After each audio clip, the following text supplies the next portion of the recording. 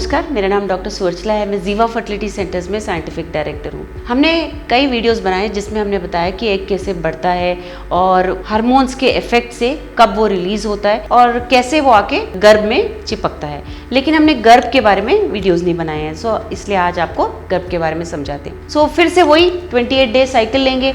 Period duration अगर 28 days का रहा, उस उदाहरण से मैं आपको समझाऊंगी। पीरियड का पहला दिन जैसे मैंने बताया उसे मेंस्ट्रुअल पीरियड कहते हैं। वहां से डे 5 या डे 8 तक नॉर्मल होता है। 3 दिन का भी हो सकता है या 8 दिन तक भी हो सकता है पीरियड। सो अगर आपको 3 दिन तक ही पीरियड हो रहा है तो भी नॉर्मल है, और अगर 8 दिन तक भी पीरियड हो रहा है तो भी नॉर्मल है। सो उसके बाद ये जो गर्भ का लाइनिंग है आप देख सकते हो साइज में कम हो रहा है। इस दौरान जो भी आपका ब्लीडिंग होगा वो सब जो एंडोमेट्रियल लेयर है वो ब्लीडिंग के माध्यम से बाहर आ जाएगा और धीरे से फिर से वो बढ़ता रहता है। सो इस ड्यूरेशन को जब ये शेड हो रहा है और दूसरे पीरियड के लिए तैयार हो रहा है उसे फॉलिकुलर फेज कहा जाता है। जब अंडा बीच साइकिल में रिलीज होता है उसे ओव्यूलेटरी डे कहा जाता है, यानी कि जिस दिन ओव्यूलेशन हो रहा है ओव्यूलेशन डे कहा जाता है। सो इस दौरान आप फिर से देख सकते हो अंडा रिलीज होने के बाद फिर से गर्भ बढ़ने लग रहा है। ये कुछ हार्मोन्स के इफेक्ट से जैसे ल्यूटिनाइजिंग हार्मोन प्रोजेस्टेरॉन की वजह से हो रहा है,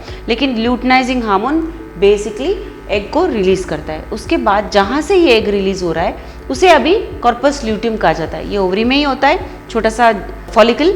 जब फॉलिकल से अंडा निकल जाता है वो फॉलिकल अभी कॉर्पस ल्यूटियम कहलाता है और वहाँ से प्रोजेस्टेरॉन नामक हार्मोन रिलीज होता है। वहाँ से नहीं, एंडोमेट्रियम से भी रिलीज होता है, यानी गर्भ से भी रिलीज होता है, जिसकी वजह से फिर से गर्भ का जो लाइनिंग है बढ़ना शुरू होता है। इसलिए बढ़ता है क्योंकि ब्लड फ्लो ज़्यादा होता है, उसमें टिश्यू ज़्यादा इकट्ठा होते होते थिकनेस बढ़ता है। ये थिकनेस बहुत ज़रूरी है। अगर एम्ब्रियो तैयार हुआ है तो यहाँ तक आकर गर्भ पर आकर वो चिपक कर उसके अंदर जाकर एक बेबी की तरह फॉर्म होता है। सो अगर ये एंडोमेट्रियम ठीक ना हो तो आप देख सकते हो कि प्रेगनेंसी में प्रॉब्लम हो सकता है। अगर ये ठीक से पिछले साइकिल में ठीक से नहीं निकला है तो भी प्रॉब्लम हो सकता है। इसलिए आप समझिए इसकी प्रक्रिया क्या है। पहले एंडोमेट्रियम शेड होता है, उसके बाद दोबारा से तैयार होना शुरू होता है। सो अगर आपको प्रेगनेंसी में प्रॉब्लम हो रहा है तो स्कैन्स के द्वारा ये देखा जाता है कि एंडोमेट्रियम में कुछ प्रॉब्लम है क्या ये ठीक से बढ़ नहीं रहा है। अगर हम इस दौरान कर रहे हैं तो बढ़ नहीं रहा है क्या देखते हैं, इस दौरान कर रहे हैं कि ठीक साइज में है या नहीं, अगर इस दौरान कर रहे हैं तो देख रहे हैं कि ये साइज छोटा है या नहीं।